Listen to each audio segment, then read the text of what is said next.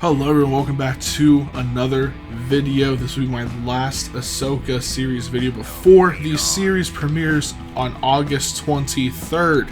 This video is going to be my top 10 predictions for the Ahsoka series. So these are 10 things that I think are going to happen. I had other thoughts, but these were like the 10 bigger ones that I think are going to happen.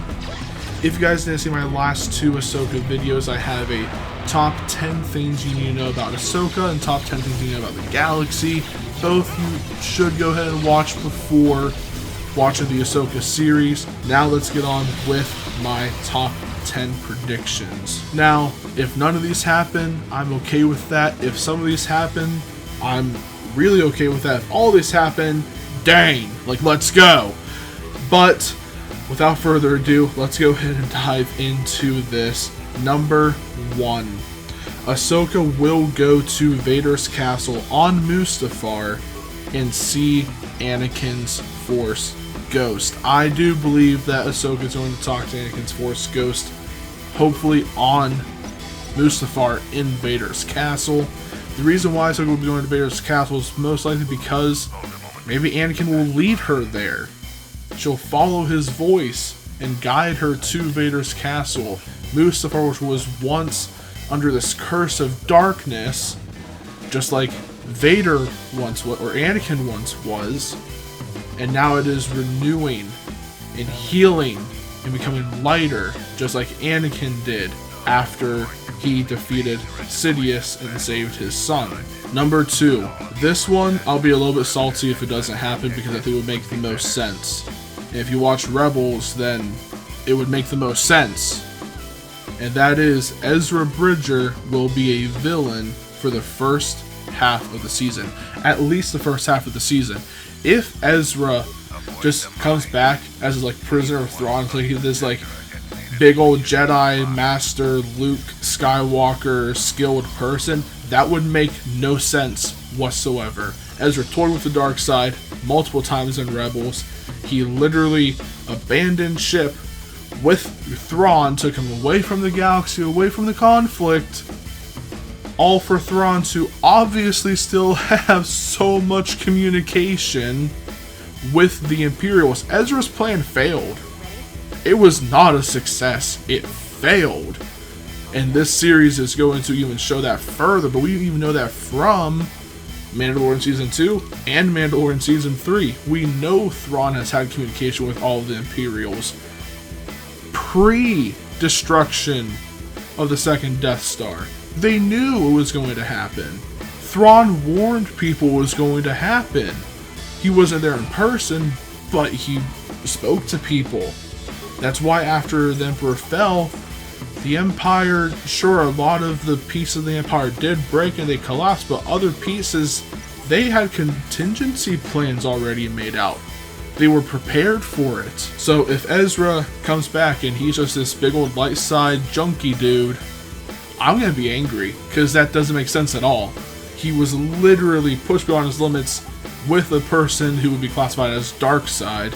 Number 3, Professor Huyang will fight with a lightsaber. I hope Professor Huyang will fight with a lightsaber at some point in the series. He's been helping people craft sabers and teaching people about lightsabers for over 1,000 years. That is literally older than Yoda and Maz Kanata. Like, that's old. He's been around for a long time. He's been crafting all these lightsabers, teaching people about lightsabers. Let us see Huyang's own lightsaber. He's gotta have something, man. I hope we see something cool from Huyang. Number 4. Now this should make sense because the Inquisitors are after Ahsoka, so I feel like Thrawn would also maybe hire bounty hunters to go after the rebels, like the Phoenix crew. So I think either one or some or all of these bounty hunters are going to end up returning, maybe even some actually dying in this series. Those bounty hunters, I think, are going to be Dengar, Bosk, Forlom, Zuckuss, IG-88, Embo, and Cad Bane. Again, either one or some or all would be really interesting and really cool, especially since Dengar, Bosk, Forlom, Zuckuss, and IG-88 are OG Imperial bounty hunters in the first place. Like, Thrawn knows all this, and he would probably hire them again. Be like, hey, Phoenix crew, get them. Number 5, I think we're going to have a third party antagonist in this series, because I don't think this series is just going to be about Ahsoka and the Phoenix crew finding Ezra and tracking down Thrawn. No, I think this series is still going to mainly be about Ahsoka and some ghosts of her past, some people of her past, including this one, Barriss Offee. Barriss Offee should actually be making a return in this show. Hopefully again as a third-party antagonist, so not with the Inquisitors and Thrawn, but if she were to be working with Thrawn or for Thrawn, I wouldn't be against that either. She wants Ahsoka.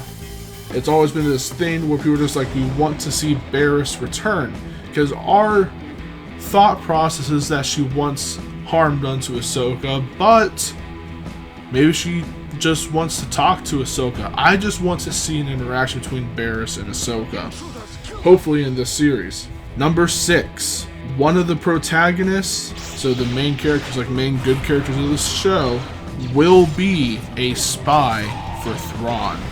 I believe this beyond a shadow of a doubt. Somebody is sus. They are an imposter, and we're going to call an emergency meeting at some point through this series, and people are going to realize, hold up, something ain't right. How did they know? How did Thrawn know that they were going to be there? We're going to be like, one of the Phoenix is a spy.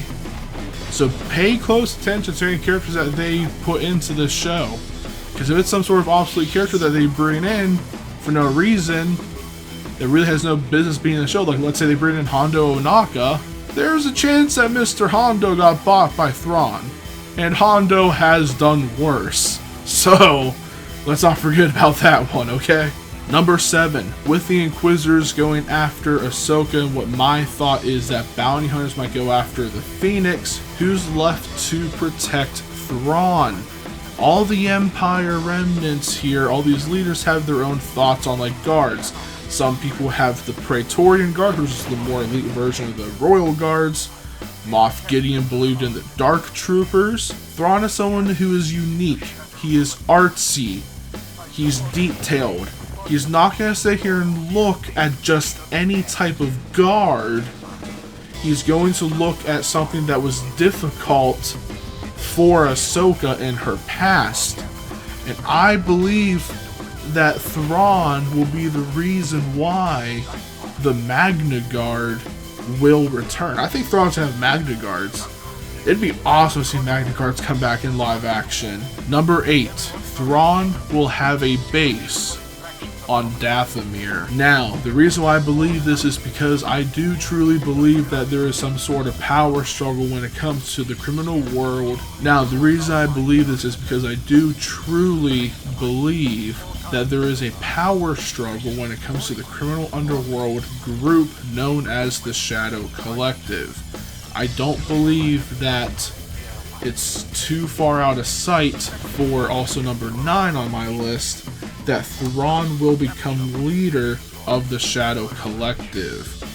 The reason why I believe this is because it's really not that difficult. Even though all the groups may have split, it would make so much sense in the grand scheme of things. Number 1, Death Watch is already in Thrawn's pocket. Death Watch worked for the Empire. Under the leadership of Gar Saxon, they became the Imperial Commandos. They literally were given Imperial salaries, and that's what they decided to do after Maul's leadership. They didn't just leave the Empire, they worked for the Empire, and then they were defeated. The next group to talk about would be, well, what about the Hutt Cartel? They left the Shadow Collective during Maul's rule. They have no business on joining Thrawn. Well, that's not entirely true, because Thrawn, like I said, is very unique. He's very smart, and he knows history.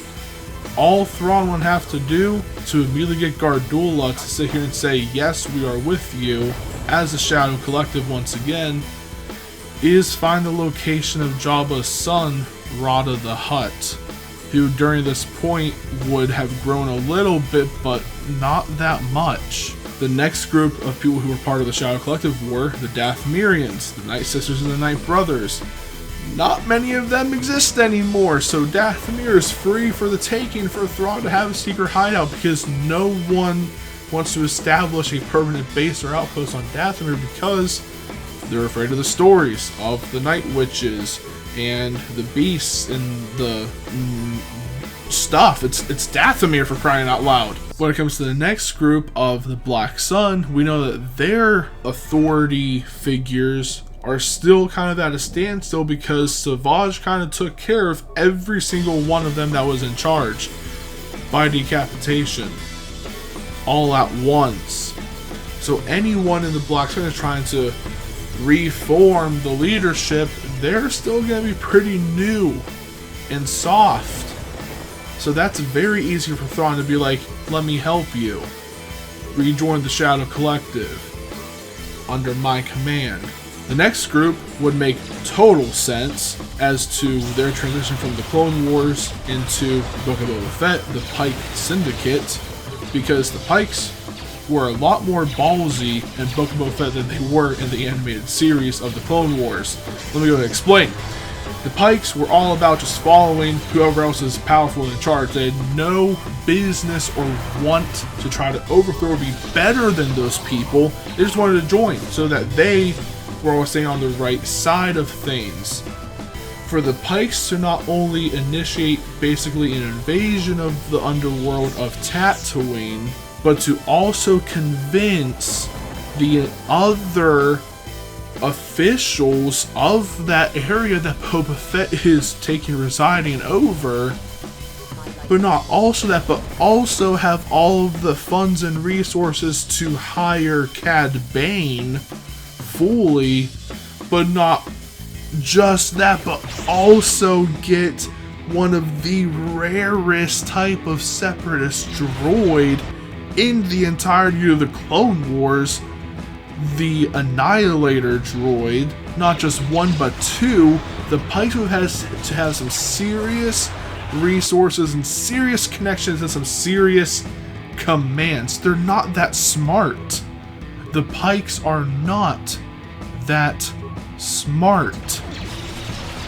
The Pikes have to be under someone else's rule. They're under someone else's strategy, and that person might be Grand Admiral Thrawn. And the very last group under the Shadow Collective would have been the Crimson Dawn. And we know that Kira took head of the Crimson Dawn. And I don't think it would be hard for Thrawn to convince Kira. I really don't.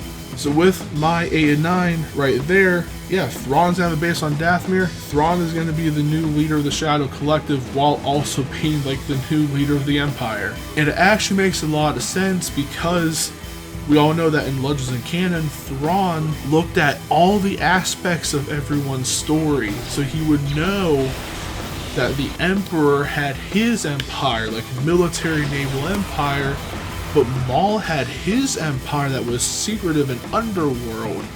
And Maul would know you are going to need to control both the overworld and the underworld of the galaxy as one empire, as one person in charge, to actually have full control. Thrawn would be able to see that. The other thing about Thrawn that we know from Legends is this dude loved the black market. He loved the black market because he loved getting like the old art things. Just these old, what we would call knickknacks and family heirlooms Thrawn wanted. For example, in Legends, that's how he got the entire faceplate of General Grievous, was from the black market. And he happily had that on a stand on his desk in his office aboard his Star Destroyer, the Chimera. I can't even sit here and imagine what it would have been like for either Yularen or Tarkin to walk into his office one day and be like, is that? And Thrawn be like, yes, it is the face mask. of a warrior known as General Grievous. And Tarkin and Yularen know who Grievous is. Like, imagine Vader walking in and being like, and Thrawn be like, you recognize the face mask of the warrior known as General Grievous. Or even Sidious, the Emperor himself, and he's just like, where? Ah, so you know General Grievous.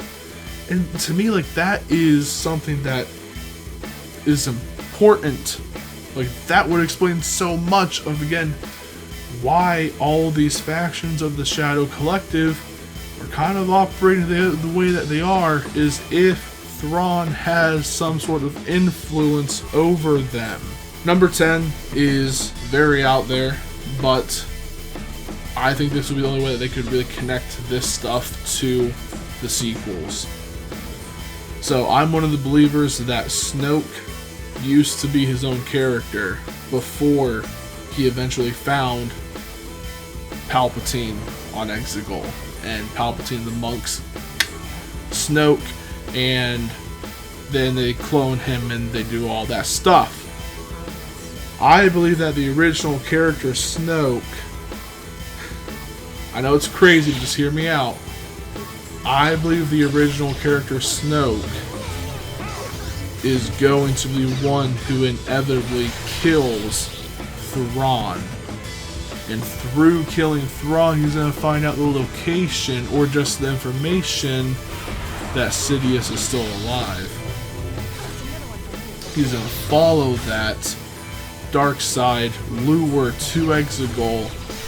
That's when it's going to happen, that the OG Snoke dies, they clone the body, and then they use him where Thrawn should have been, which is the supreme leader of the First Order. But that is what I think. I know there was a lot of stuff right there, but let me know what you guys think is going to happen in the Ahsoka show. Do you guys think any of this stuff sounds good? Do you agree? Do you disagree? Do you hate it? Is it garbage? Is it nothing but a load of bantha poodoo? Or is it worth adding to your collection of fine things? Let me know. If you guys enjoyed this video, make sure to hit that like button, subscribe, hit that notification bell. I have nothing else to say, but for you to have an awesome, God-blessed day.